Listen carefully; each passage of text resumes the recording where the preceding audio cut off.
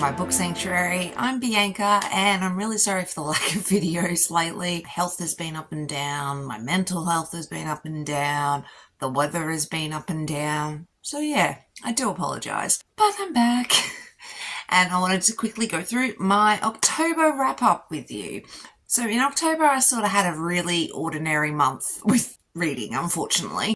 A lot of the books I picked up were very bland, very ordinary, and I did DNF quite a few books as well, so yeah.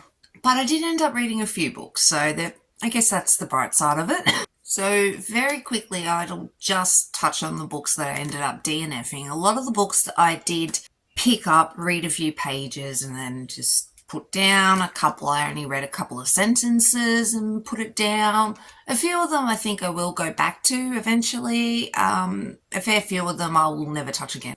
Unfortunately, I DNF'd Not My MC, Omega Love 3 by Rory Miles. I also DNF'd Avery 1, Tantalizing Trilogies, number 1. That was, yeah. The Don's Enemy Within by Amber Rowe. Unfortunately, I also DNF'd that. Mafia Boss's Surprised Baby by Kira Cole. Yeah, nah. Cognac Villain?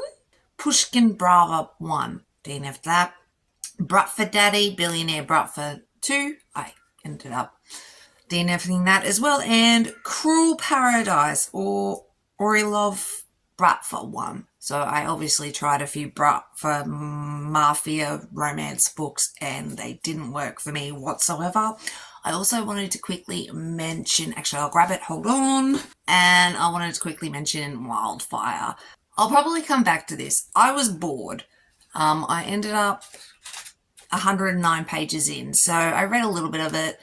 Unfortunately, yeah, I don't think it's necessarily my thing. I do think they look awfully like siblings. Is it just me or do they have the same freaking jaw? Anyway, I don't know. I think the age group this is intended for possibly maybe more, I don't know. I just think I might be a little bit too old for this book. I'm not old, but you know what I mean. I'm not in my 20s anymore. And yeah, it was okay from what I read. I ended up getting bored, so I moved on, unfortunately. So hopefully I'll get back to that eventually. Which is a little disappointing because I did enjoy Icebreaker. I wanted to mention Love, Laugh, Leash. This is a Claws and Cubicles book number 1 by Kate Pryor. I kind of liked this. In a lot of ways, this was just a boring, ordinary office romance. She's a personal assistant secretary for this big leash lord dude. He's like this demon lord. Apparently, evil forces now rule the world, and yeah, and he's one of them. And it was okay. Honestly, it wasn't very memorable, unfortunately. And yeah, not much happened except for the fact that she and her boss ended up getting together. And I don't know, even though this was meant to be some sort of evil company, evil lord or whatever, it just didn't feel that evil. And I feel like we were missing something, like missing more of the story between them. Lily and I think her name was Lily. Lily and what's his face. They just, yeah, I don't know. It was okay. It was, a 3-star read. And then I wanted to mention Fake It Till You Break It. This surprised me actually. I really enjoy arms, chest covers myself. I know a lot of people don't, but I personally quite enjoy it. I actually really love the colours for this. And it was a cover by. And I thought it was new adult. In college. They're in high school, which is not what I was expecting. And in a lot of ways, they didn't feel like they were in high school. They were very mature. Both of their parents kind of sucked, so they were very grown up 18-year-olds or whatever they were, 17, 18-year-olds. However, there was still a lot of drama, weird drama, and I lived for it. I loved it. I don't usually, I'm not one for the drama much anymore, and yeah, I really like this. they basically have to start dating, fake dating, but he's always had a thing for her, and they're kind of neighbours, and they've both got parents that don't pay them any attention. She's a dancer, he's a football star at the school, and they've got this, big group of friends, and I think the friends are all a little bit rich. I think everybody all is well off, or their families, have a little bit of money, and they're neglected because their parents are too busy doing their thing. And yeah, it was, and I liked this because I think it's not something I usually read. The drama could get a bit annoying. The conflict between her and him was sort of annoying, and I thought he was being a bit of a hypocrite. But looking at his age, I kind of understand why he acted the way he did. And he did, pull his head out of his ass, so that's always good. And yeah, I like the fact that this didn't end with them getting married and having 3.5 children. It was them moving on to the next stages of their life. So it's happy for now, more or less. And I was happy with that. But I think I have to pick up another Megan Brandy book. But from what I understand, a lot of them are high school books. So I'll need to be in the right frame of mind for that, I think. So then I ended up reading Behind the Net by Stephanie Archer. I actually really enjoyed this. This is an ice hockey romance. And yeah, I really enjoyed this in a lot of ways.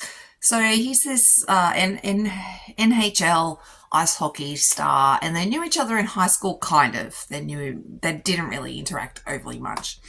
Anyway, she had a crush on him, but she ended up having a boyfriend who wanted to move into the music career, and unfortunately she's been burned by him. And she has amazing talent singing and songwriting, but her confidence has been absolutely chopped in half by her ex, and her ex kind of used her and her talent, and I think kind of realised the hockey player liked her, so took her away from him. Anyway, a few years later, she's in a bad spot. She's broken up with the boyfriend. She's got nowhere to live, sort of. She's crashing on a couch, and she needs a job. So she gets a job as a personal assistant to her high school crush. And when they see each other again, they both sort of don't lead on that they recognise each other and know who each other are. And this is just really slow burn and really sweet. And yeah, I loved this. It was kind of cute. She had to overcome her issues to become this singer-songwriter that she always dreamt of being. And Jamie's just cute. Like, he's very protective of her. Once he realises her ex was really bad in bed, he wants to prove that sleeping in bed with someone is not always a bad thing. With the right partner, it can be a lot of fun. And yeah, so I just thought they were sweet together. Then I moved on to The Wrong Mr. Right, and I really enjoyed this one as well, actually. They're in this small town, and basically he wants to become, what was his name? That is a very good question.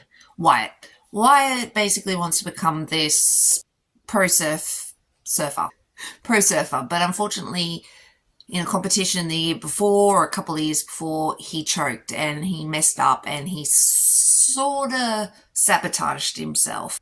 Hannah's not exactly in the position she thought she would be in by the age 30. She still lives with her father. Her mother passed away a fair few years ago, and her mother had owned this bookstore, which now her father and Hannah own together, but Hannah runs it. Hannah's the one who takes care of it. The father sort of just wants to make it as this tomb for his deceased wife and not change a thing in it. And it's struggling because of that. And Hannah herself is a big romance reader, and she just wants to live more of life. And she wants to be more open to get a boyfriend and just experience things and do things for her. She's about to hit 30 and she's having a bit of a midlife crisis. And she goes to Wyatt because she knows Wyatt knows how to have a good time and be carefree and whatnot. So he teaches her how to surf, and that's really fun. And they fall in love. But They are very cute together. They, do karaoke together. They go to they surf a lot. And in the interim, Hannah is trying to change the bookstore and herself, and Wyatt's very proud of her for the changes she's making. But her father, who was out of town for a little bit, comes back, and so there's obviously an issue there with the changes she has made to the bookstore. And it's cool. Yeah, I really enjoyed it. And the social media stuff she ended up doing and just moving her life forward. I just thought it was, I really liked Hannah. I thought she was really cool, and Wyatt was sexy, hot, and I really enjoyed him too. Then I moved on to In Your Dreams, Holden Roads. So The Wrong Mr. Right is book 2 in the Queen's Cove series, and In Your Dreams, Holden Roads is the 3rd book. So Wyatt and Holden are brothers, and I assume the first book is about another brother, etc., etc. I just don't know. I didn't really... Unfortunately, Holden pissed me off a lot.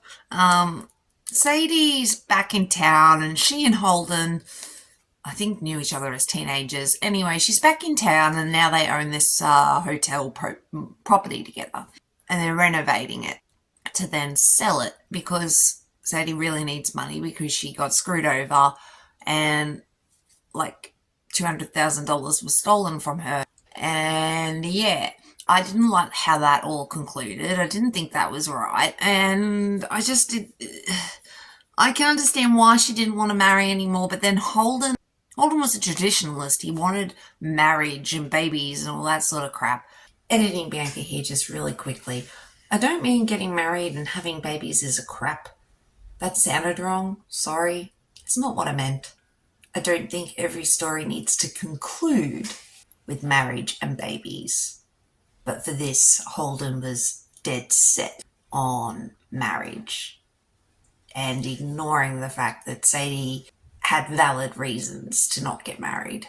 So I just wanted to clear that up in case I sounded really callous. But they just were stupid about the whole thing. You don't have to be married to be happy, you know. I mean, that's a bit rich coming from me, and I'm married, but you get what I mean. Like, nah. Holden annoyed me. He was just a bit teenagery. He was too sullen, too sulky, too annoying.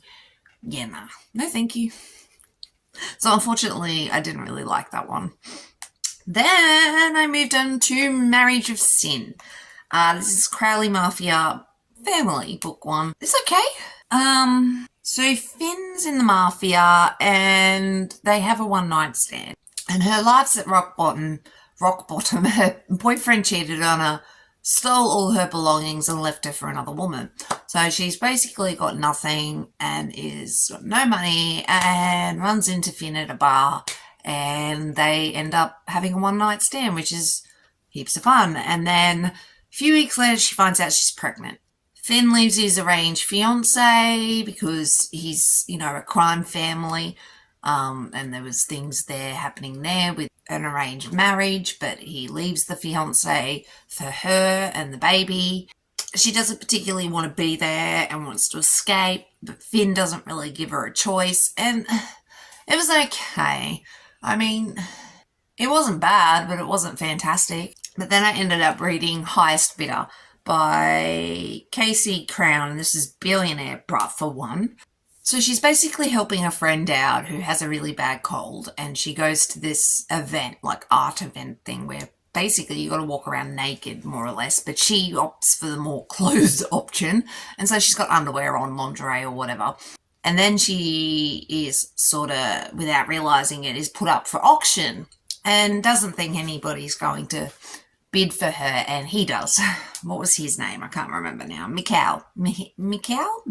Anyway, he is brought up for, and it's interesting with him. So he's kind of brought for, but he's kind of not. So he ends up bidding on her and wins her, and they end up, it was just for a conversation, that's it.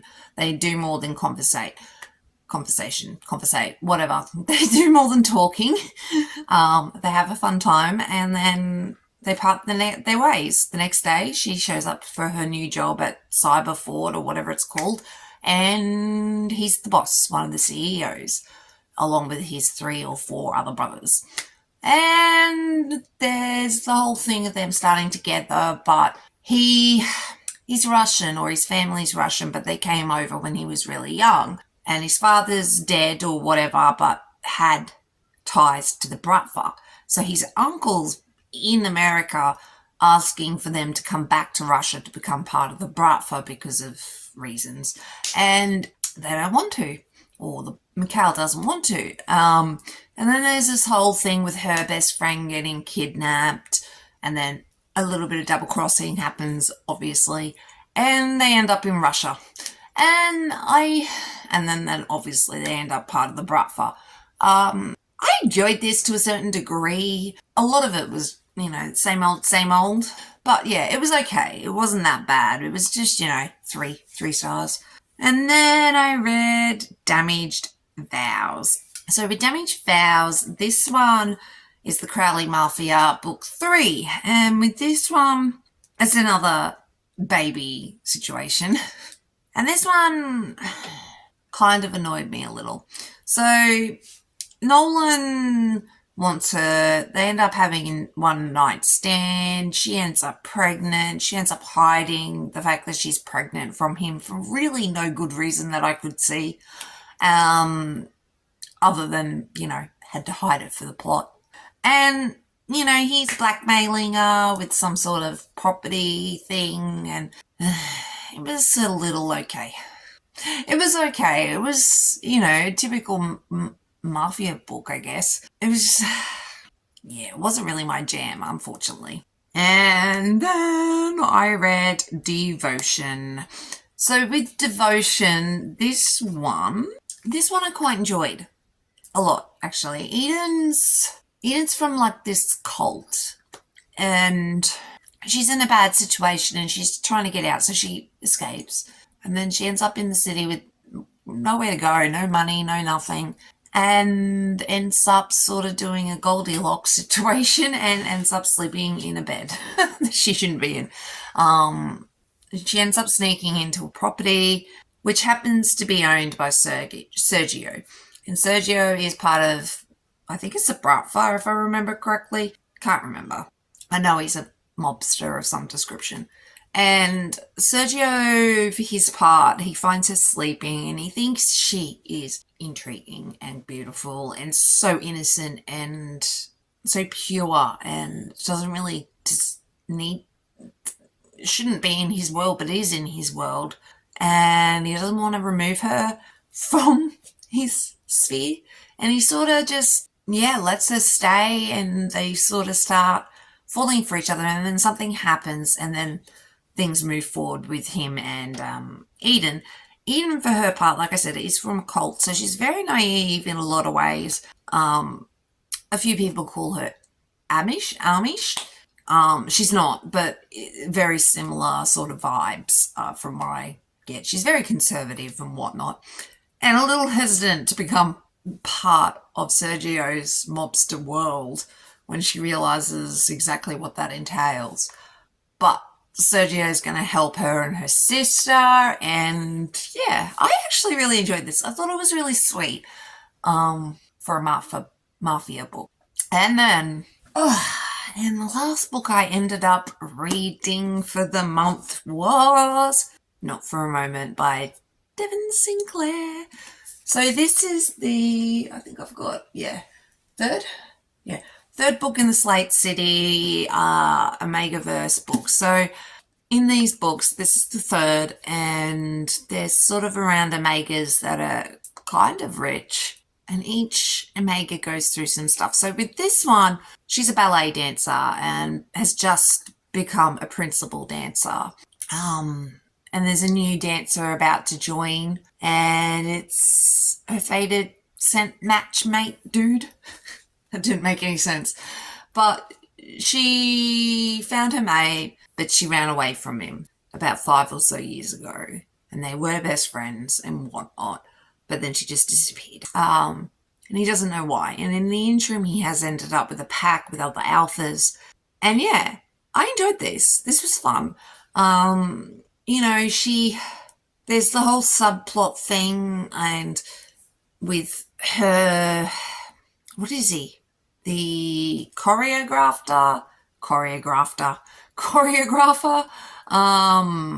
I think he was like the creative director of the dance company, something like that. Anyway, she's got problems with him. But why that's happening, she's trying to get back with old mate, the other alpha that she left 5 years ago. And yeah, she basically matches with his pack, and it's them going through the motions, and a little bit of intrigue and problems with her creative director and an outside problem. And yeah, I really enjoyed this. I don't know though, I'm no ballerina. I'm not coordinated whatsoever. So I don't know if your feet bleed quite as much as she was making out her feet were bleeding, but probably happens. I wouldn't be surprised, especially if you're doing it over and over and over and over and over and over and over again. I get it. So yeah, maybe I just felt a little bit weird about the whole feet bleeding so much when she was doing ballet, but that's probably correct. I have no idea. I'm no dancer, but not for a moment. I really enjoyed this. It's the third book in the series, and yeah, I assume there's going to be more of them coming out eventually. But that was basically my October wrap up. Again, I'm really sorry for being a little bit vacant, missing. I do apologise for the lack of videos, but yeah, I'll hopefully get back into at least one video a week for the rest of the year, and then I'm hoping to get back into 2 videos per week in the new year, but we'll see. But anyway, thanks so much for watching. Oh, if you wanted to, please subscribe. It helps me out heaps. And yeah, I shall catch you in the next one. Thanks, guys. Bye.